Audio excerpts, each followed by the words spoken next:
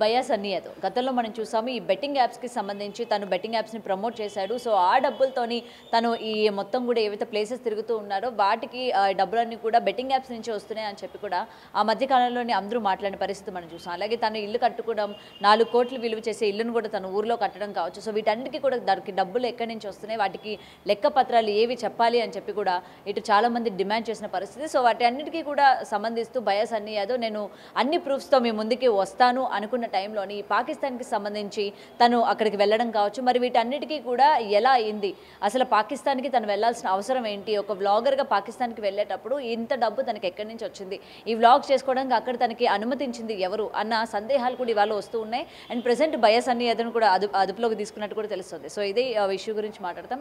ఇవాళ మనతో పాటు సీనియర్ జర్నలిస్ట్ దుర్గా వడ్లంనేని గారు ఉన్నారు.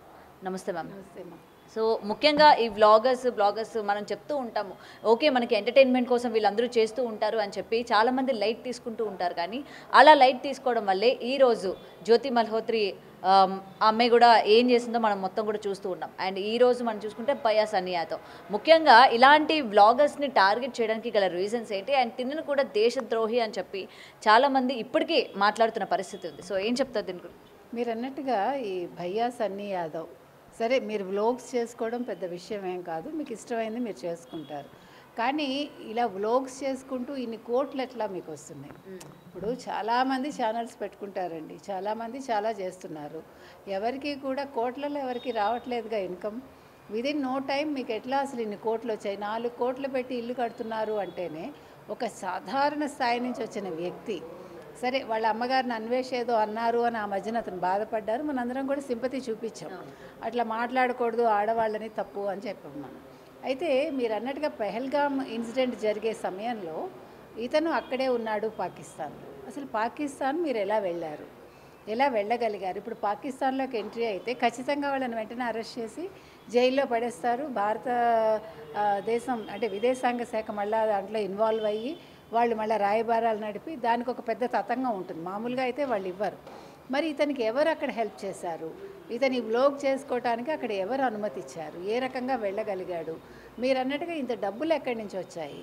అంటే ఇతను ఒక బైక్ మీద ఈ రకంగా ఎలా ట్రావెల్ చేయగలుగుతున్నాడు? అంటే హెల్త్ వైజ్ ఆలోచించుకోవాలి, తర్వాత ఆహారం కూడా. అంటే ఇప్పుడు చిన్న విషయం కాదు కదండి, ఒక ప్రయాణం చెయ్యాలంటేనే మనం చాలా కష్టపడతాం. ఇప్పుడు ఒక 2-3 అవర్స్ కష్టపడతాం. ఒక ఊరు వెళ్ళాలంటే ఒక 20,000 ఖర్చు పెట్టాలంటే మనం 100 లెక్కలు వేసుకుంటాం. ఇప్పుడు ఈ ప్రయాణం అవసరమా కాదని. అలాంటిది ఇతను ఇన్ని వేల కిలోమీటర్స్ ఎట్లా ప్రయాణం చేస్తున్నారు?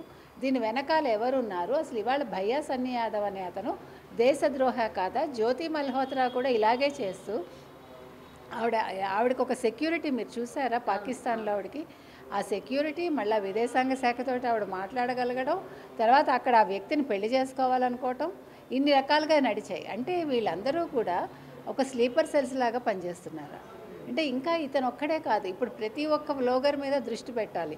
ఈ విధంగా ఎవరైతే ట్రావెల్ చేస్తున్నారో, ఎవరైతే వీడియోస్ చేస్తున్నారో వీళ్ళందరి మీద కూడా కేంద్ర సమాచార శాఖ దృష్టి పెట్టాలి. అంటే ఎవరిని కూడా ఇప్పుడు మీరు ఈవెన్ ఇక్కడ కూడా మీరు గమనించినట్టయితే ఇప్పుడు పెహల్గామ్ దాడి జరిగాక దాని మీద చాలా వీడియోస్ ఇక్కడ లోకల్గా కూడా చేశారు. వాటిని ఎందుకు కేంద్ర సమాచార శాఖ పట్టించుకోవట్లేదు మనం ప్రశ్నిస్తున్నాం. ఇది పట్టించుకోవాలి. అసలు వీళ్ళు ఏం కంటెంట్ చేస్తున్నారు, వీళ్ళు ఎందుకు చేస్తున్నారు? ఈవెన్ అలాంటి కంటెంట్లు కూడా దేశద్రోహం కిందకు వస్తాయిగా, రాజద్రోహం కిందకు వస్తాయిగా. సో ఎందుకు పట్టించుకోవట్లేదు? నాట్ ఓన్లీ దట్, ఇప్పుడు ఏది జరిగినా కూడా ఇప్పుడు మొన్న అదేం గుట్టలు కర్రీగుట్టలు కదా, కర్రీగుట్టలేనా, సారీ, మొన్న కర్రీగుట్టలది కూడా తర్వాత ఇప్పుడు చాలామంది నెట్వర్క్ ఎవడు మాట్లాడాల, ఇవాళ చాలామంది వీడియోస్ చేస్తున్నారు. అంటే ప్రతి ఒక్క కంటెంట్ మీద కేంద్రం దృష్టి పెట్టాలని మనం చెప్తున్నాం. ఇవాళ భయ్యా సన్నీ యాదవ్ విషయంలో కూడా అంటే వీళ్ళందరూ కూడా ఏమి అట్రాక్ట్ అయ్యి వెళ్తున్నారు? ఇక్కడ జిహాదీనా ఇది, అంటే మతమా ఇది, లేదు డబ్బు ఒకటేనా, లేదు ఆశ చూపించి వీళ్ళని అక్కడ తీసుకెళ్తున్నారా, వీళ్ళ వెనకాల ఎవరున్నారు, తర్వాత వీళ్ళు ఇలాంటి వాళ్ళని ఎంతమందిని తయారు చేస్తున్నారు? మీరు అది కూడా గమనించాలి. అంటే ఇతనితో ఆగిపోదు ఇది. ఇప్పుడు ఒక మనిషి ధైర్యంగా ఇన్ని చేస్తున్నాడు అంటే పక్కన ఇంకొకరు కూడా ఉండొచ్చు. లేదు ఇతను నేను కొంతమందిని తయారు చేసి ఇస్తాను మీకెందుకు అని చెప్పి డబ్బులు తీసుకుంటున్నాడా? ఇప్పుడు జ్యోతి మల్హోత్రానే కాదు, ఇంకా చాలామంది విషయాల్లో కూడా ఇలాగే జరుగుతున్నాయి. వాళ్ళ వెనకాల వేరే ఉండడం. ఇప్పుడు నిన్న ఒక అతన్ని పట్టుకున్నారు, అతను ఎంతమందిని తయారు చేశాడు కదా. అంటే కేవలం ఫ్యామిలీ యొక్క సిచ్యువేషన్స్ ఏ విధంగా ఉన్నాయని చెప్పి టార్గెట్ చేస్తున్నారు అనుకోవచ్చు. ఎందుకంటే అంటే ఈ వ్లాగర్స్ మనం చూస్తున్నాం వాళ్ళ ఫ్యామిలీ విషయానికి వచ్చేసరికి వేరేగా ఉంటుంది. చాలా పూర్ అంటే బిలో మిడిల్ క్లాస్ ఉంటారు. వీళ్ళేమో వ్లాగర్స్ చేస్తూ డబ్బులు సంపాదిస్తూ ఉంటారు. సో ఇలాంటి వాళ్ళని టార్గెట్ చేస్తున్నారు అనుకోవచ్చు. ఖచ్చితంగా అండి. అంటే మీకు ఒకటి మతం, రెండు ఆర్థిక అవసరాలు.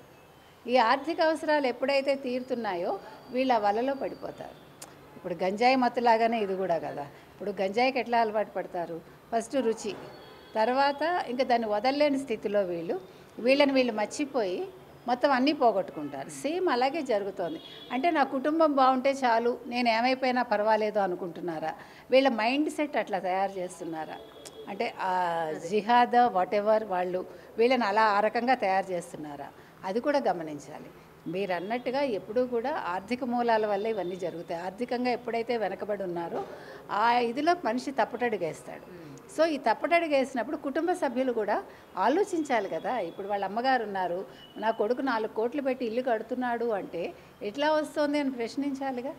ఎప్పుడూ కూడా కుటుంబాలు కూడా వీటిని గమనించాలి. ముఖ్యంగా తల్లిదండ్రులు కావచ్చు, అన్నదమ్ములు కావచ్చు, అక్క చెల్లెలు కావచ్చు, తమ్ముడు కానీ, అన్న కానీ, చెల్లి కానీ, అక్క కానీ సడన్గా డబ్బులు తీసుకొస్తూ ఉంటే ఇంత డబ్బు ఎలా వస్తుంది, ఎందుకు వస్తుంది, ఈ అమ్మాయి కానీ అబ్బాయి కానీ ఏం తప్పుడు పనులు చేస్తున్నారు అనేది దృష్టి పెట్టి అవసరమైతే వాళ్ళని మందలించాలి. వాళ్ళు మందలించినా వినకపోతే పోలీస్కి ఇన్ఫామ్ చేయాలి, తప్పులేదు. ఎందుకంటే వాళ్ళ కుటుంబం కూడా ఆ ఉచ్చులో పడకుండా ఉంటుంది అప్పుడు.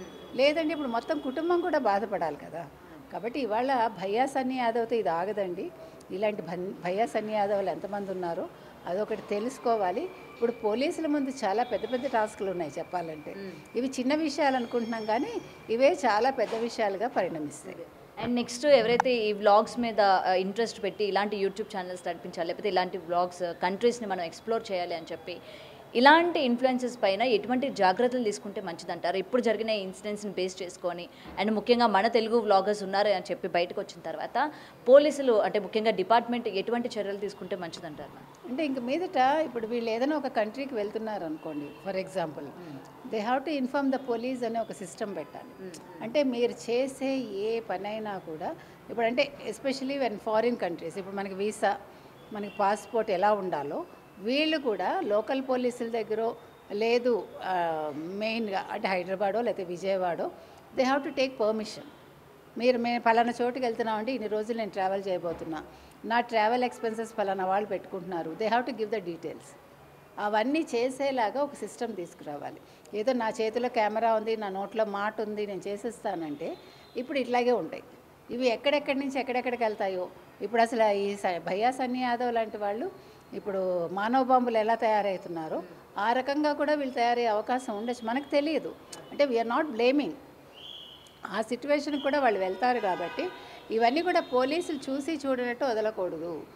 పర్వాలేదులే పిల్లడు ఏదో వీడియోస్ చేసుకుంటున్నాడు, ఏదో బ్లాగ్స్ చేసుకుంటున్నాడు అని వదిలేయకుండా ఒక కన్ను వేసి ఉంచాలని అయితే నేను అంటాను.